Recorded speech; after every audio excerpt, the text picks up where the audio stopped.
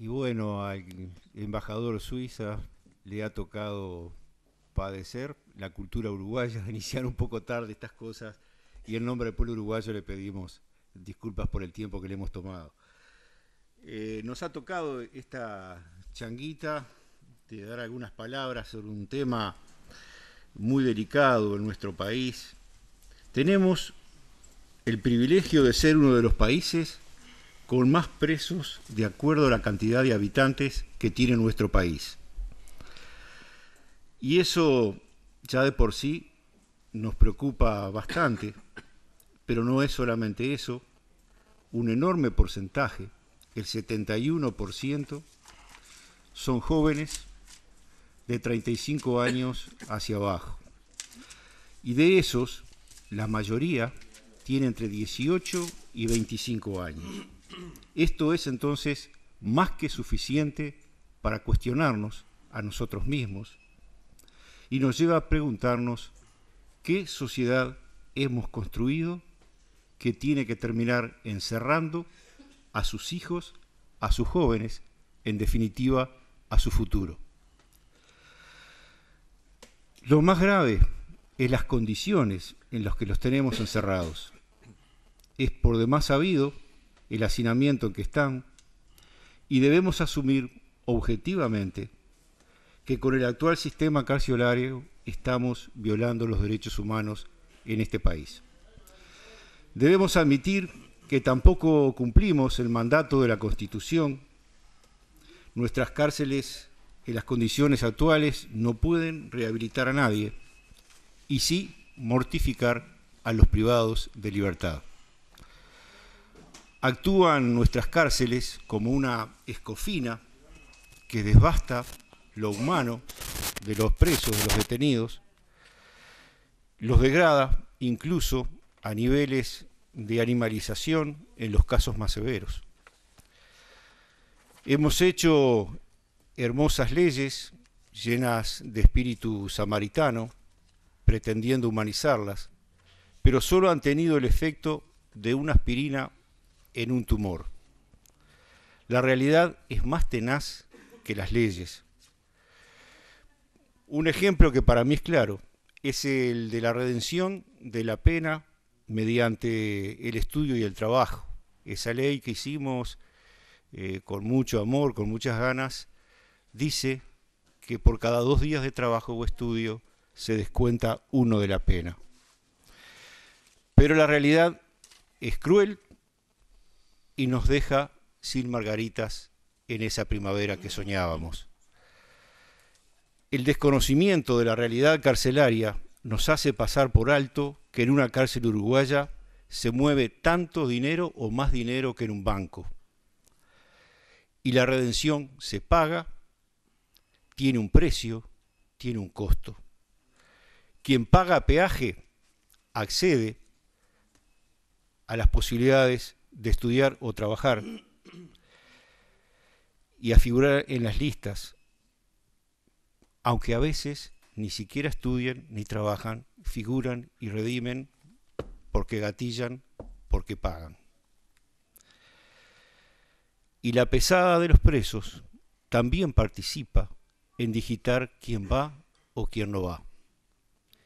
Quienes por accidente de la vida y por la tierna edad están presos, tienen poca oportunidad, salvo que entren en la rosca, pero entonces también ya están perdidos.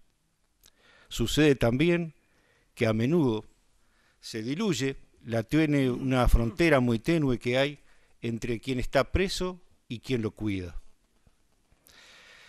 Podríamos decir que solo la casualidad de la vida los ha ubicado uno de un lugar y otro del otro, pero perfectamente podrían estar intercambiados.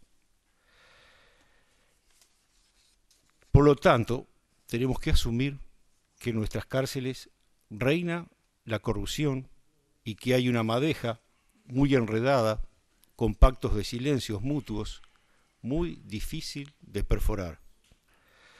Y también ambas partes, presos y cuidadores, padecen las mismas carencias ambientales de la mayoría de nuestros sistemas carcelarios. O sea que podríamos decir también que ambos son víctimas y cómplices de la perversidad del sistema carcelario nuestro. En esa red caen enredadas las familias de los presos primarios. Desde el seno de las cárceles son chantajeados por los reclusos a pagar peaje con depósitos monetarios, mes a mes, en algunos casos semana a semana, a cambio de que el familiar preso tenga seguridad, tenga garantizada la vida. Algunos familiares de recursos modestos se han visto la necesidad de delinquir para poder pagar la seguridad de su familiar preso. A veces vemos en la prensa que hay peleas entre presos con apuñalamientos. En realidad, lo que se está haciendo es cobrar el peaje que no pagaron los familiares. Pero hay otras cosas que no hacen, que tienen que ver con la situación de las cárceles y que tienen que ver con la administración de la justicia. Acá el Poder Judicial también tiene que ver. Pende sobre los presos la enorme angustia de no saber qué va a pasar con ellos, la enorme angustia y la ansiedad de no saber cuál es su condena. Nuestra justicia es lenta, es lentísima, es como un auto que tuviera 4 ruedas, no puede avanzar rápido, una lentitud enorme, 4 ruedas cuadradas. Hay presos que tienen, por ejemplo, y hay más de un caso, 7 años, 5 años, 8 años, sin saber qué tiempo van a estar presos, qué condena les toca. Incluso se puede dar la paradoja, y se ha dado, de que son sobreseídos, pero ya se la comieron. Entonces, uno a veces piensa, y no le meterán lo que ya lleva para tapar la metida de pata. Esa situación acumula dolor sobre dolor y angustia sobre angustia, también sobre los familiares. Hemos mejorado en la eficacia policial, aumentando las detenciones con pruebas, eso es objetivo, y eso es una de las causas de que se incrementó la cantidad de presos, pero nos hemos quedado detenidos en el tiempo con una tortuosa justicia. Esa es también una forma de violación de los derechos humanos. No solo las condiciones carcelarias, sino la tortuosa lentitud de nuestro sistema judicial.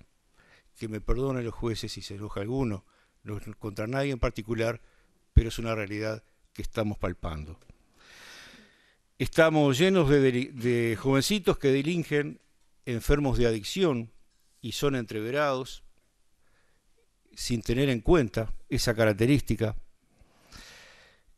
Y en realidad, cuando detenemos un joven enfermo de adicción que delinque, lo metemos en una enorme boca de distribución de droga, donde va a volver a consumir, donde va a volver a adquirir drogas y deudas. Esas deudas por droga que lo llevaron a delinquir, dentro del penal lo convierten en rehén de una nueva deuda, por la cual también enganchan como rehén a su familia. Entonces, obviamente, no lo vamos a recuperar. Y se nos hace vital un estudio pormenorizado de esta situación y reorganizar la ubicación dentro del sistema carcelario, permitiendo un tratamiento de la adicción independientemente de la figura delictiva que tiene, si está comprobado que esa figura delictiva proviene de una enfermedad de adicción.